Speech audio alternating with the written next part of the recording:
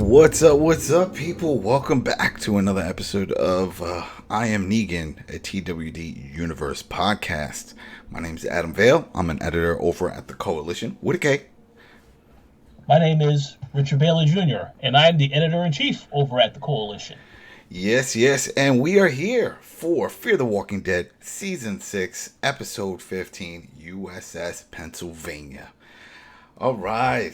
Oh, man. Rich, we had words. We had some words to say, but you know what? I said, just wait till we just get on the show, because if we go into it, we're going to just spill everything beforehand, and we'll have nothing to talk about when this comes on. We're like, oh, well, I'm all out of it. But I'm indifferent with it. I'm telling you, because at first, on one part, and real quick, because I know some people even say beforehand, oh, not sure. There's spoilers, people. There are spoilers. If you see this and you jumped on it, it's your first time, and you're like, oh, they're talking about it. The show didn't air yet. Yes, it did. If you have AMC Plus, you can watch these episodes early, days early. What's it, Thursday night? Right? If not, you'll wait till Sunday and you can watch it there. So if you already watched it, then there you go. We're going to discuss it and then just give our thoughts of what we think is going to happen in the finale. But, or let's say if you don't care and you just want to listen, then go ahead. This is it. There's going to be a lot of spoilers, but it was good. It's good. So anyway, I just want to get that out of the way, because I know sometimes the people, they see the title like, oh, okay, and then they click on, and then they're like, oh, they just spoiled everything. Oh, man. Now it's like, all right, so just so you know, that's what's going on. And also, just real quick before I jumped in, because I almost forgot about it, if you recall, episode 14 was titled Mother. Right? And I'm sure fans of the show, they follow it. The first thing they thought of was Madison, right? And we saw the teaser for this that episode going into it with Alicia, and it's like, oh, it's you, and that whole thing, and everyone's like, oh, this is it. She's coming back. You got all the speculation on Reddit and online. Everyone's like, oh, she's the actress. She's gonna come back. It's gonna be great. We didn't really see her die. Well, it was all clickbait. Didn't happen, as you know. Didn't happen. But the reason why I bring this up, because you're like, well, Adam, we know all this. We already talked about this. Yes. The reason why I bring it up is because I was looking at some of the numbers, because I received an email from Apple. And, we're on iTunes. Thanks again for everybody that's supporting us and just listening on iTunes and on Spotify. I Am Negan. We're all over the place. Of course, at the Koalition on YouTube. But anyway, the point is, this email comes in and it says, your numbers have jumped up 280%. Right? And for the listenership. I'm like, what are you talking about? This can't be. I clicked on it, and they're right, and that's compared to episode 13, and instantly, boop, I was like, you know what?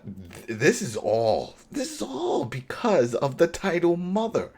People that have watched the show or have walked away from the show, or you fall in and out of long shows like this. Once you hear Mother, the first thing you think of is Madison.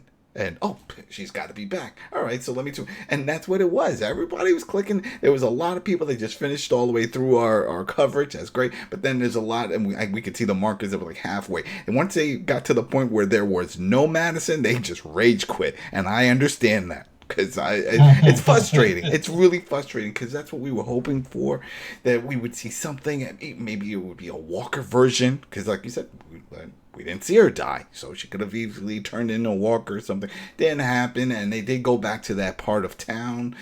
So anything was possible. But anyway, it didn't happen, and I just wanted to bring that up because I found that funny when I told Rich about it. I'm like, oh, 280%. And what made this episode so special? And it's because of the title. It was clickbait. I was trying to see if I could find ratings to find out if the show actually performs better than the previous ones. Couldn't find anything. So, maybe I just got to dig a little deeper. But anyway, just wanted to get that part out of the way. Well, she could still show up, I guess, at some point. We'll have to see. Yeah. There were multiple teasers throughout the season to make you think this character is coming back. So we'll see if Rich. That's what they do. Oh, Rich, yeah. Are you predicting like a bait and switch like we saw in Walking Dead proper? With a certain character who went underneath a dumpster and everyone thought was dead?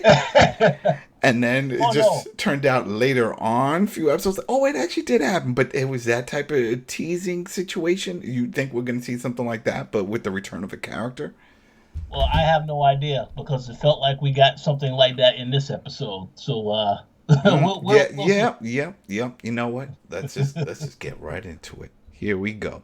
All right. So it looked like Alicia was able to give those coordinates correctly, and everyone figured out where it was because she said it really quick when she was talking to Strand on the walkie, and they found it. So we have an opening scene with our boy Teddy, the cult leader, and he's sitting in a dark room with a Sue. I hate saying that, but Dakota.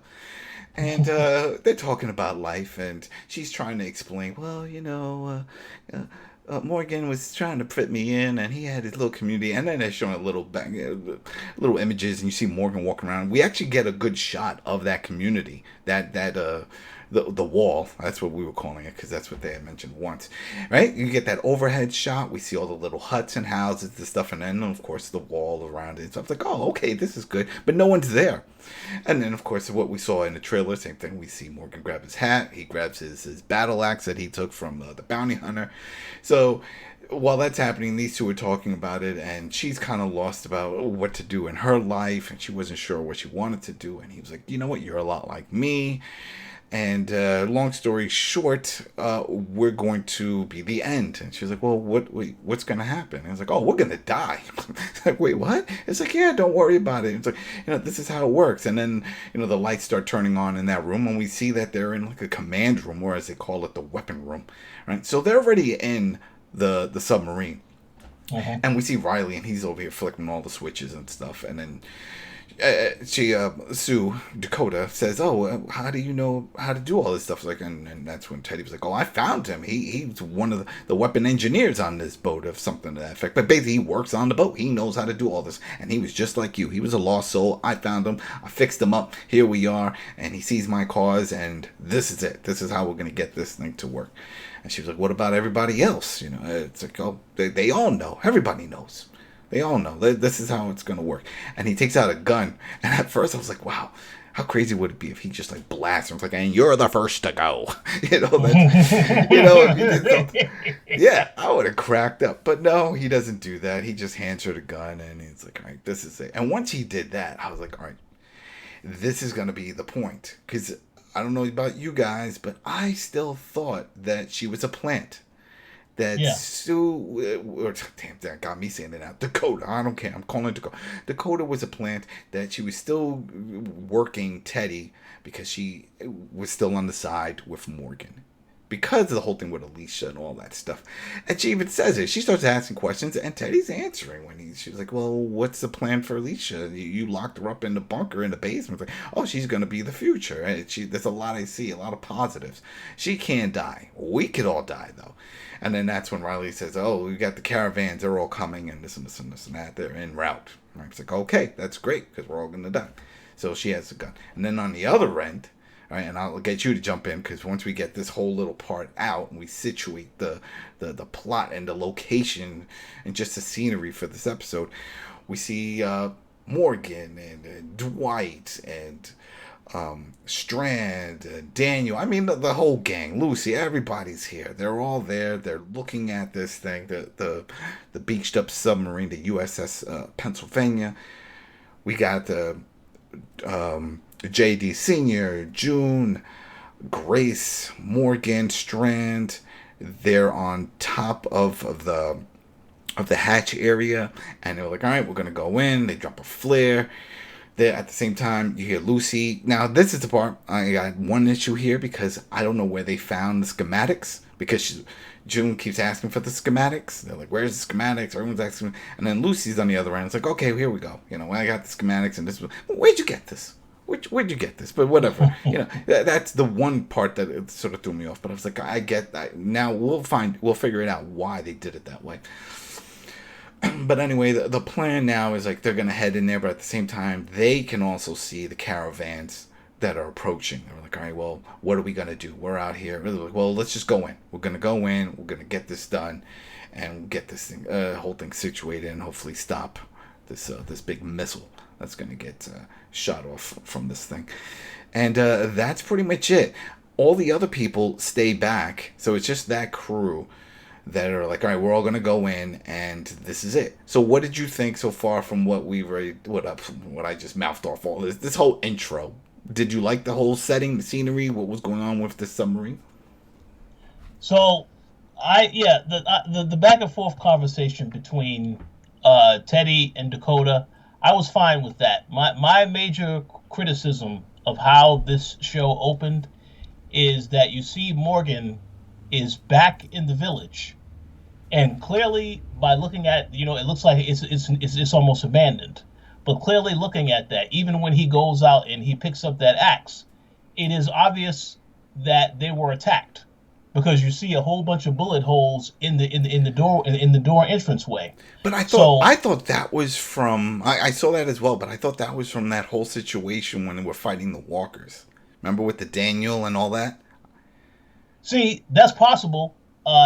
But see, that's the thing. I have no idea. When I saw the episode, I Mm-hmm. interpreted that they were attacked by this group, and then all of a sudden now they have decided we need to take action because it just felt like that. And now if that happened off camera, that's fine. I wish that could have been alluded to if that was the case, Mm-hmm. but it could have been the situation you said. It just felt to me like because it's like the last time we saw the group, it was when JD showed up and he was going to work with Oh Morgan yeah, and yeah, tell them yeah. They were all all the happy go stuff. lucky, and they were going to come up with a plan. Yeah, so obviously my guess is that for all of a sudden now the next time you see Morgan, he's angry, he gets the axe, and he knows he has to fight. Something had to have happened to generate that reaction. So that's where I was a little confused. Yeah. But yeah, aside from that, them finally going to the actual location. Um, yeah, I figured that they was gonna. I figured I was fine with that because I know they have to accelerate the episode a little bit quicker because I know it was under 50 minutes long. It actually Uh, felt very short. yeah, That's one thing, and maybe it's just because the scenery and everything taking place in the submarine. Maybe that's one, but there was definitely a lot of these little one-on-one dialogues hmm that take place, and maybe that just also made it feel shorter. But to your point of was there a battle? The only thing that tells me that that was the bullet holes that you noticed and I noticed was from the Daniel situation is only because Teddy never mentioned that they found where they were or that they sent some people because they could have said that he could have easily said, oh, that's the true. people are headed back from Morgan's camp and they're getting ready to meet us here to start this whole thing. They never mentioned it, and then Morgan never mentioned the attack. So I guess we just have to fill in our own heads of like, well, this is what we could assume that when Alicia got on the walkie, she talked to Strand. She told Strand, then went to Morgan, told Morgan, hey, this is what's going on. We got to go.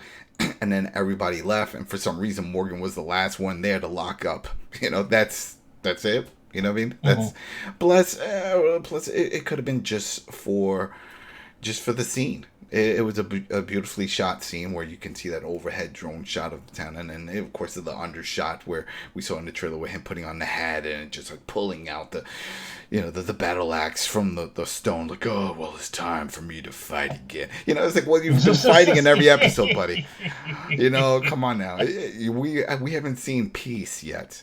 I mean, yeah, they did somewhat of a weird time jump after they formed. Remember for a little while when June was killed off, and they made it seem like, oh yeah, we got Sherry with her crew, and which we don't even see again. And that was the other thing. When you see the lineup of everybody banding together, like, all right, this is going to be the big battle, right? Everyone's getting yeah. together to go and attack the USS Pennsylvania. We don't see the mass people. They're just out of it. I think we're done with them for this series.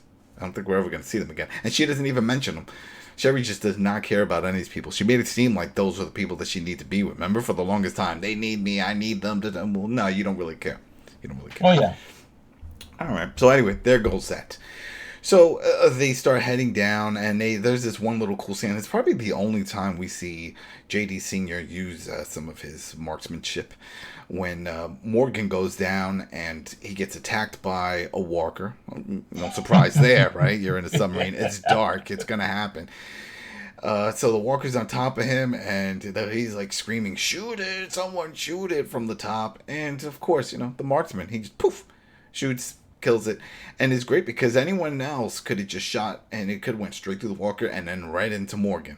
because Walker's right on top of him. Kill them both. Whoops, there we go. What do we do now? Well, I don't know. It's up to you. Want to keep with this mission, or do you want to just go do something else? That would have been funny if they did that, but no.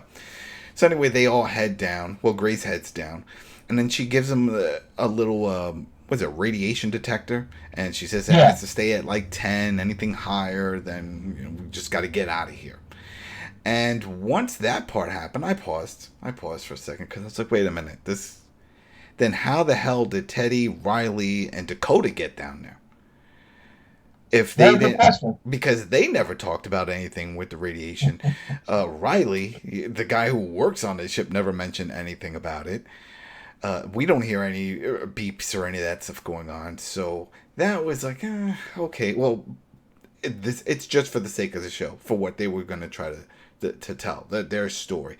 In a way, I got this weird Alien vibe, like the old school film, remember, with the beeping, yep. And now it's just for aliens. We're not getting that with walkers, but it was sort of the same type of thing, because they're checking, and then once, of course, later on when it starts beeping, there's a lot going on. So anyway, he gets into this whole one-on-one speech with her. No, you got to go back up. You got to stay. Maybe this was the whole thing with Athena. This is your legacy. You're going to go and continue. I have a feeling I'm not going to make it out of this. I'm going to die. You're pretty much saying, I'm sacrificing myself, and this is what's going to happen. And, going through the whole spiel. But then, come on now. Everybody else starts coming down. They're like, no, we're all on top of this. And remember, didn't we just discuss that there's a caravan coming? So, no, we're all going to go.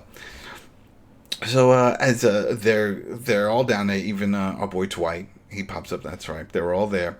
And as they're trying to get through, they come across some walkers, and they're trying to figure out, well, how many people are on here? So then they call Lucy. They're losing reception. This is where they say, all right, well, Grace, now you have a new job. Your job is to go toward that hatch halfway up, so that way you can get a signal, and then just relay the message. So once you obtain the information, then just scream it out to us. So one of the first is, how many people are down here? And then we find out that there's supposed to be a crew of 150. It's like, oh, that's a lot. Doesn't mean they're all going to be there as walkers, right? They could have gotten out and just ran off. It's like, well, our submarine's beached. What are we going to do? Let's just leave. There's no reason to stay, but whatever.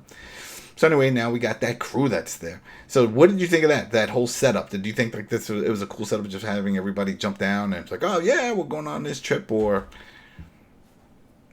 yeah, I mean the idea to have this take place in a dark submarine, and the fact that walkers could come out at any time when you open those doors, I thought that was excellent. That pretty much was, I think, the best part about this episode, because to try to find creative ways to make different environments dangerous. Mm-hmm. So I was totally fine with that. The walkie-talkie thing, yeah, the fact that they was trying to communicate, I didn't have any issues with that. And of course, the moment that there was also interruption in that walkie-talkie by Teddy. Yeah, and we'll get to that too, because that threw me off. I'm like, how did he connect into this? You know what I mean? At first I was like, well, maybe there's an intercom system. Maybe he could hear them. All these ships, they all have intercom systems. I thought that maybe that was it, but we'll get to that. So yeah, no, it's definitely cool. But the first thing I thought when I saw the crew and they all got down, I was like, all right, this is where JD Sr. or somebody dies. Right? They're gonna split off. Something's gonna happen. They're in the dark. We're gonna hear screams. This is it. This is how it happens.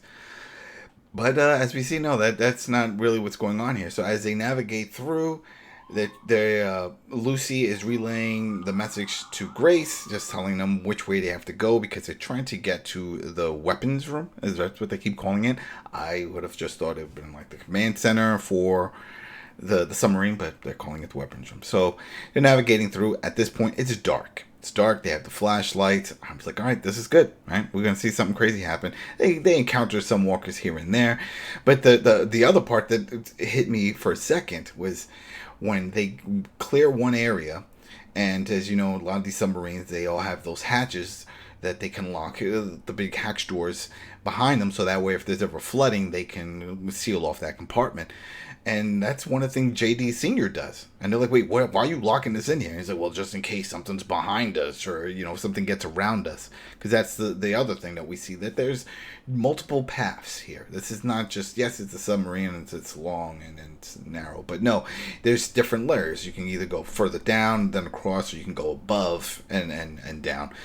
So he closed it up. And when he did that, the first thing I was like, oh, this is it. He's in on it. He's in on it. This whole thing where we've been bamboozled. This is it. He's working with JD. That whole... I was thinking in my head really quick when he flashback when he told June, I went to go visit Teddy at the prison and he already escaped. What if that wasn't the case? What if he was the one that did it? What if it was him that opened up the door to have the walkers go in and cause the whole chaos, which led to this escape? Maybe that's it. Maybe that's the real reason why he left JD, his son, because he flipped toward the dark side. I don't know. I think that actually would have been a far greater twist for that character if that did happen. And perhaps you need to be giving this advice to AMC to try and make things a little bit more unexpected. Yeah, that was it. But as I'm thinking about all this, I was like, they're not going to go that far. They're not going to go that far, especially. So then they start navigating through. And if I'm remembering right, that's when we get the conversation. That's when Teddy gets into their walkie-talkie on their frequency. And then he starts talking. He's like, "Oh, Morgan, is that you?" And he's like, "Well, who else is it gonna be?" I was like, "No, it's Santa." Goddamn, yeah, no, Avon is here. Yeah, no, it's me. But then JD grabs the phone. I was gonna say the phone, and he grabs the walkie-talkie, and he's like, "Oh, you remember me?" And Teddy's like, "No, I'm sorry." But then when he does, I love his reaction. He looks like he's pissed off. He's he's stroking his beard, and he's looking around like he's about to just go off. But then he says, "You know what? No, you know what? I'm cool with it. No hard feelings. If it wasn't for you, I wouldn't be where I am today." And he's right, because he went full-blown crazy in there. And then, of course, he was able to recruit all these other people that were lost, like Riley, and here we are. They're going to shoot this missile. So this is where the plot thickens, because then that's when he was like, well, you could be down here, but you're all going to die. We're all going to die. And he was like, what about this Morgan now saying, well, what about your people? They're coming here on their way here. We see them outside. Well, they're going to die too. Everyone's going to die. And that's when he asked for Alicia, and they were like, "Oh, she's not here. She's in a safe place. She's somewhere else. She's definitely not here. But everybody else here, we're all doomed. So I'm glad you brought your people." And again, with this whole thing with the walkie-talkie, we don't really see him change frequencies, but he just starts talking again to Grace. "Grace, you hear this? Yeah. Get away. Tell everybody get away." And then Grace relays the message and telling everybody to head off. And I think they eventually do. We hear it later on. They went to an army base or something like that. But he was like, "Oh, I can't believe this guy's crazy. All right, we got to stop him." So then they start navigating through further, and then that's when they hit a door, and this thing is like, that radiation meter is just going through the roof. Right? He says, like, it's up to 4,000%. And he tells Grace this, and she was like, "Yeah, that you can't go through there. That's not it." And so he's looking at everybody, and all right, I'm looking at my notes, just making sure, because there was a little twist that comes up. And so he's like, "All right, no, I got to go through. I'm going to open it." And they're like, "No, you're not going to go there. You're going to kill yourself, and there's no reason." And she was like, "No, you're not going to survive." He's like, "Well, how many minutes?" I mean, he's going back and forth. At no point, the point here is, no point that I think he was going to go through. There's no way they're going to kill him this early in this episode. This is not how he dies. If Morgan ever does die, leaves the show, this is not going to be the way he does it. So at no point did I think that. So they're going back and forth on this whole thing, and then she says, "Well, there is another path. There is another way, right? You have to go up, and then you can go across, and then you can go down." And so while everyone else is talking about this, trying to figure out, and Strand is talking about this, he looks and he sees that Morgan is gone. Morgan already took off, right? So then he was like, "Wait, where's Morgan?" So then he goes running after him, and then you hear some walker sounds in the background, the whole thing. So anyway, you see that he's about to close a hatch door. He found another path. He closed the hatch door. And he's like, what are you doing? And he's like, no one else needs to die. Like, you can't do this alone. And they get into that moment.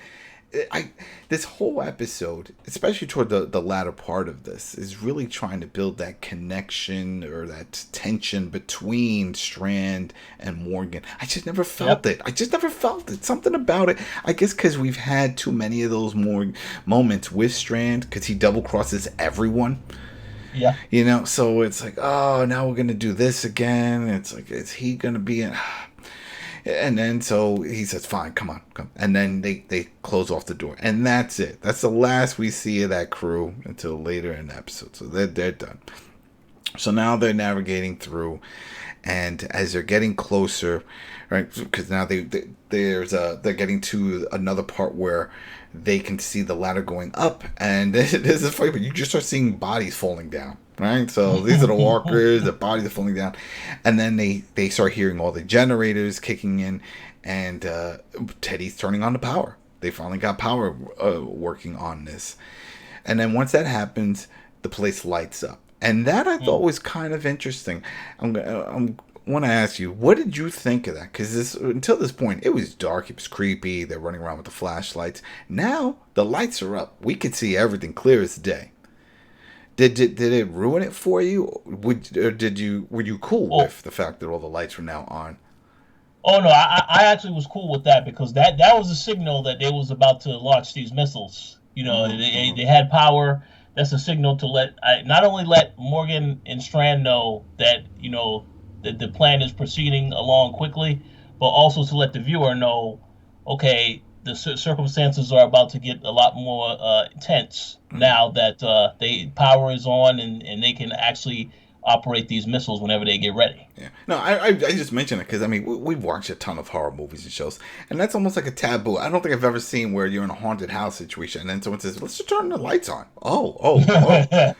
You know what I mean? Because once they do that, it's like, oh, well, then there's no, the fear of anything can jump out and what's over there and that down that path. It's gone now. Because once that happens, the lights are on. Of course, this is when Morgan takes a look at the wall, and I think he sees a crew image, and he sees Riley, and that's how he knows, and how he finds out, oh, Riley works at this. He's putting two and two together. And it's like, oh, now I get it. So while they're trying to figure this out, they go up top. If I remember right, they go up top. Yeah, that was it. After the walkers, they kill the walkers. They go up top. They go through, and now since the lights are on, we could see all the different paths to the left, to the right. And it was like, you know, bunks and stuff like that for all these the sailors that were on there, and they all start coming out.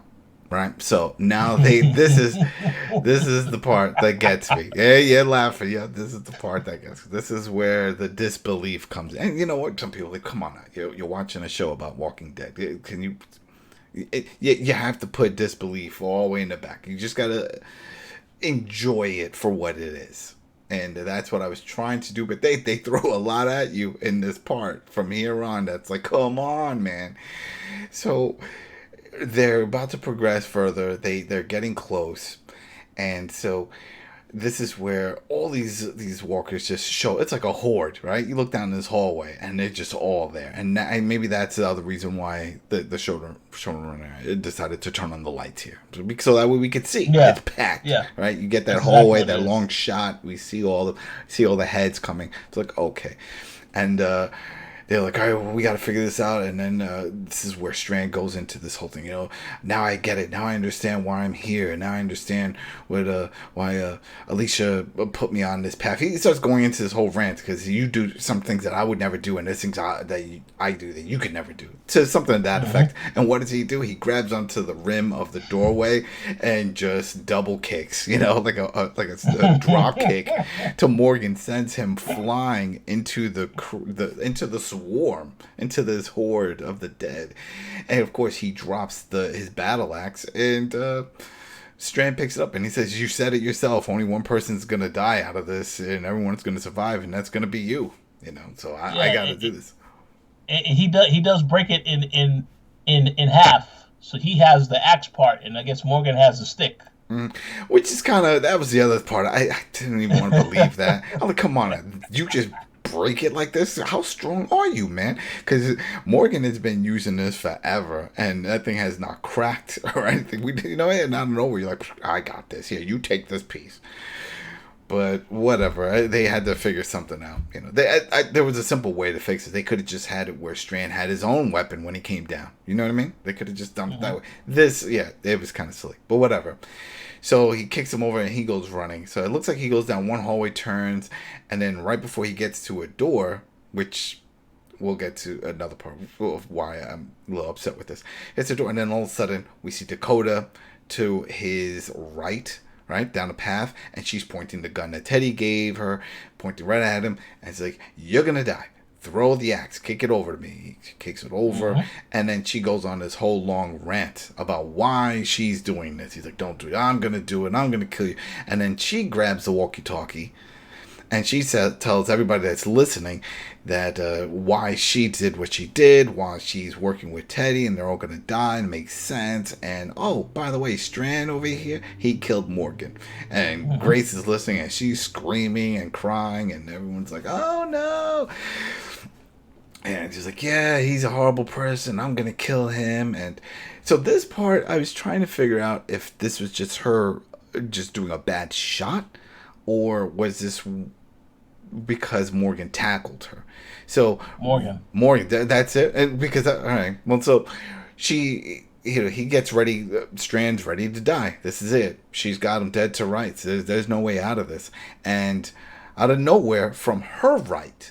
Now, if you haven't seen the episode, you're like, all right, I'm trying to paint this picture. So if you're standing forward in front of a doorway, you have a left path and a right path. The right is where Strand is looking, and down that path is where Dakota is. But then Morgan jumps out from her right and tackles her, which, when he hits her, causes her to misfire, shoot Strand in his left shoulder, and then he uses his piece of the stick to just, boom, hits her on the head, knocks her out.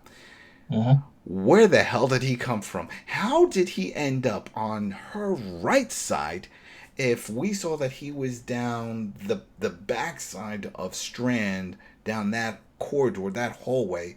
That's a very good question. We could have, again, if we just fill in the blanks with our imagination. Use your imagination. He went running. He found another set of stairs going up, went another flight, went running across, found a way down, and then circled around that way. How? How do you know?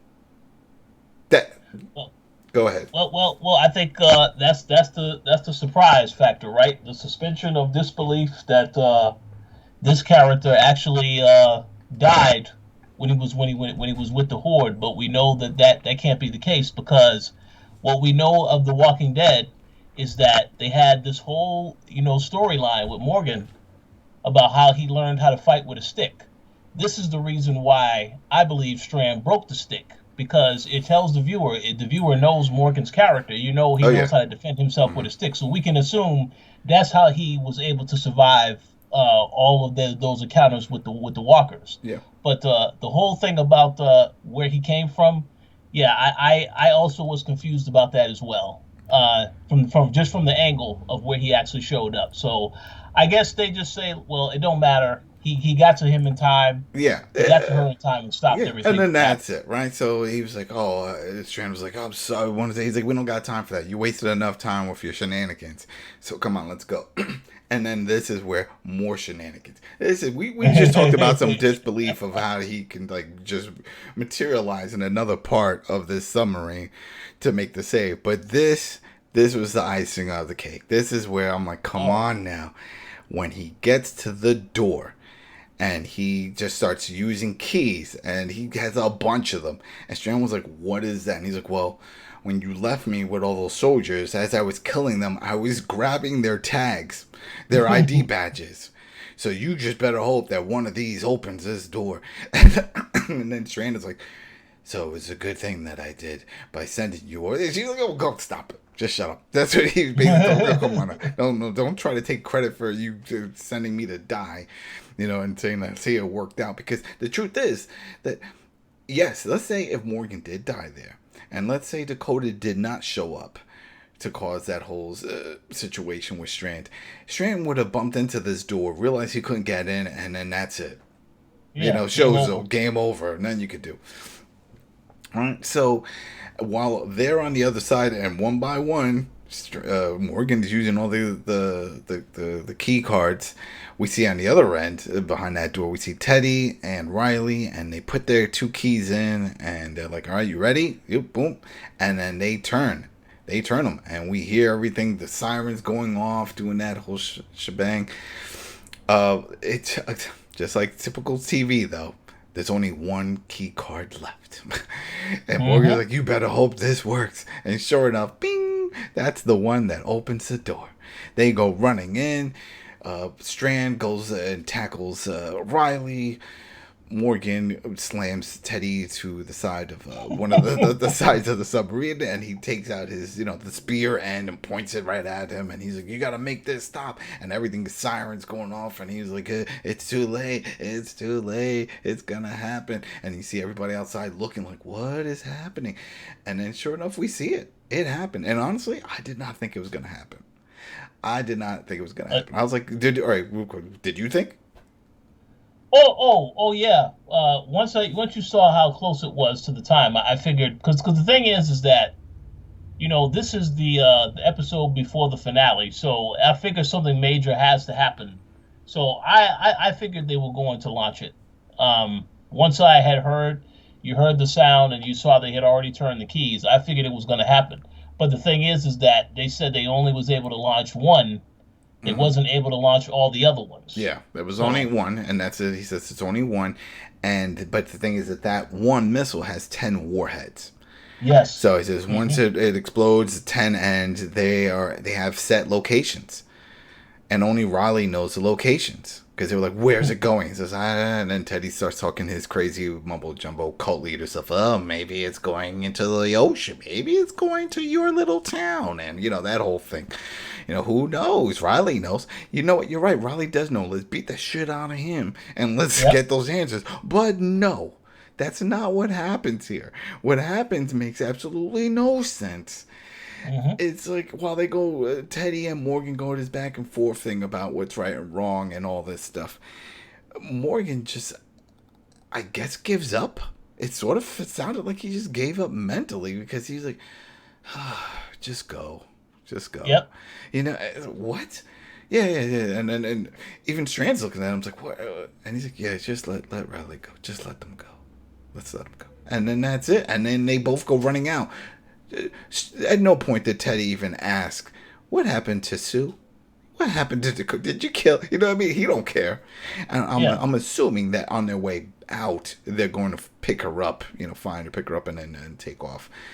Who knows? But this is it. So we see another outside shot. We see it going up. We see the rest of the crew, Daniel and all of them, like, yeah, that's a big one. That's big. That's all they keep saying. They're like, wow, look at that. Yeah, that's a stake. That's going up.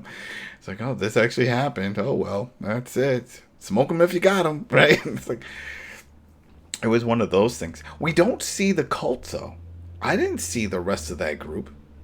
No, I didn't see him either. So at the beginning, they made it seem like they were close. Remember, that was the whole thing. Oh, we see the caravans; they're approaching. But no, I thought at this point we would see that they had the whole submarine surrounded. This is it. This is why they're there. Because remember, everybody's supposed to die. So I'm assuming that one of those warheads is supposed to just drop straight down onto that area and just kaboom. Oh, well, I definitely believe that they are still around since Teddy's whole plan is that everybody dies except for Alicia. So wherever they're at, they probably are in danger as well, and they may not be too far away from that location. Yeah, maybe. So, getting toward the end, he tells Strand, yeah, you can leave too. I'm done. He gets to that whole thing. He's like, oh, well. He's like, we tried. He's like, and he's like, cut your BS. You only want to do it for yourself and to prove to Alicia that you could be the hero and all that stuff. Which, again, makes no sense because it's not like there's like a love interest there or even a father-daughter. There was really no connection. They weren't even really good friends. Yeah. So, Alicia and Strand. So, I still don't know. Yeah, they had some connection we saw earlier in the season with the whole thing going on. But,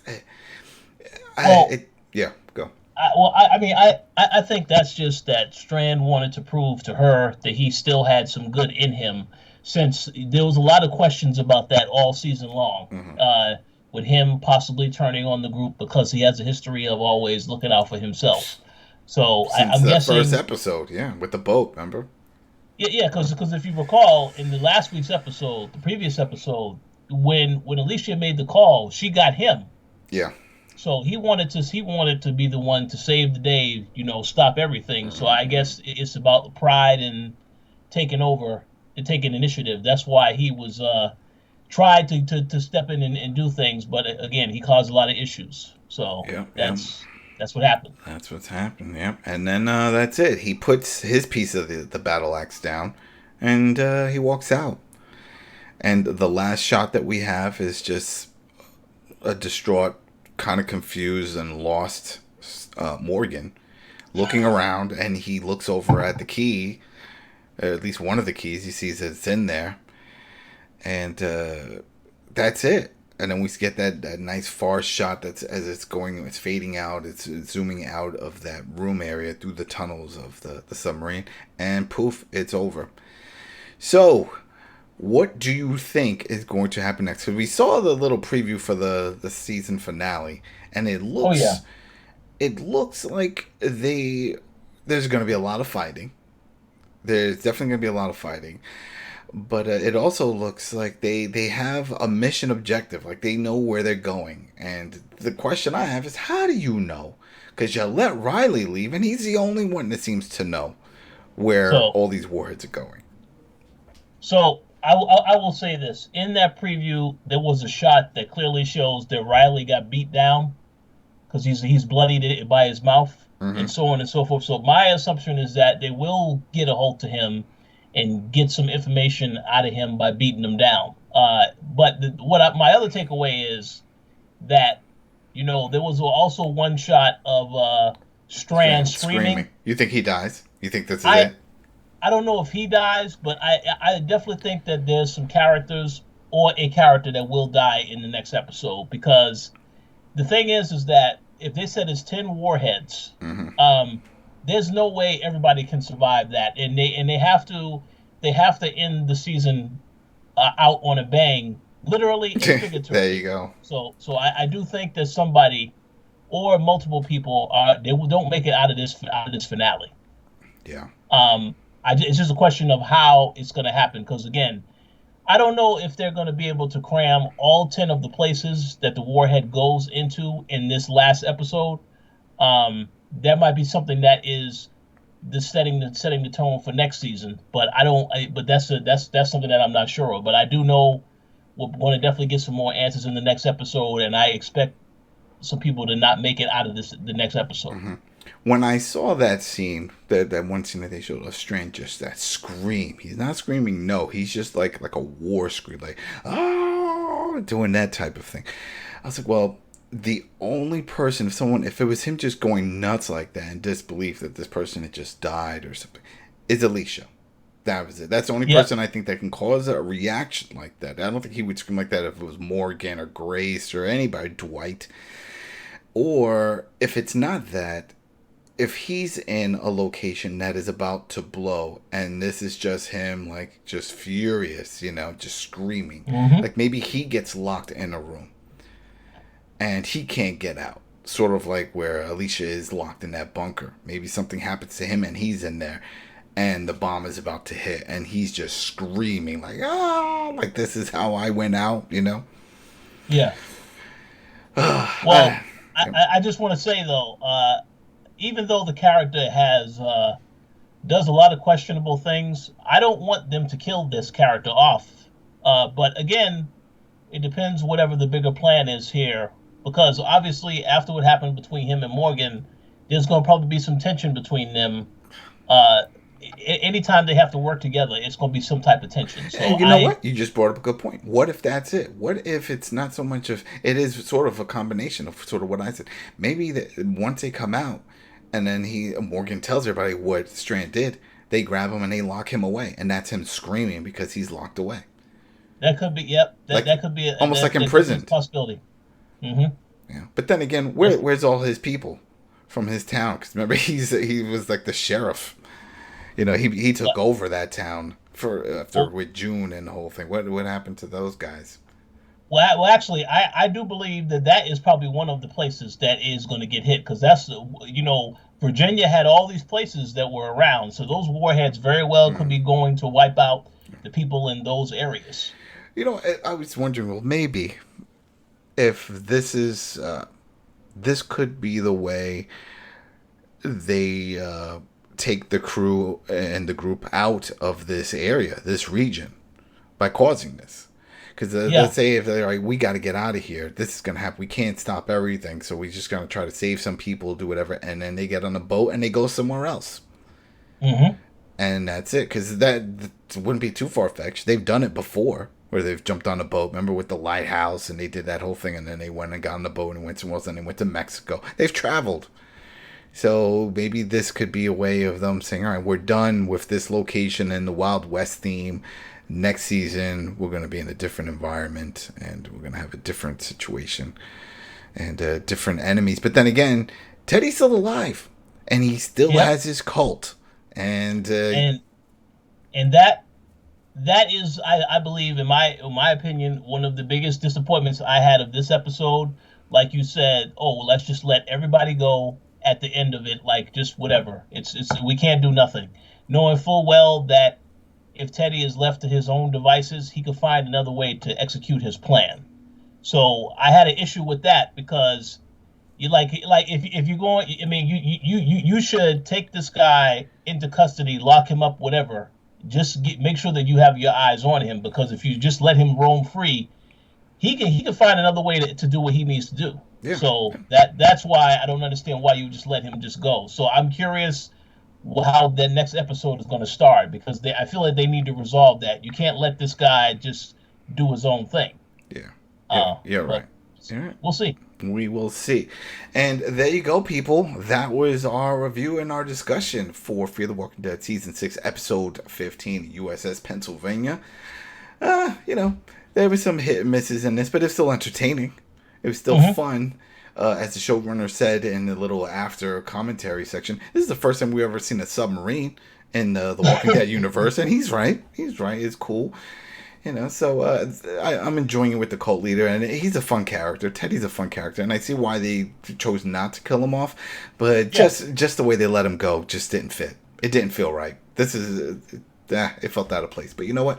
We will see. There's one episode left, and we will be back for that episode. So thanks again for tuning in, following us on iTunes and on Spotify, and checking us out over our YouTube. If you have any comments, go ahead and leave your comments there, and check out the Koalition. That's where we're from. That's coalitionwithak.com. All right, people. We'll talk to you next week. Peace. Peace.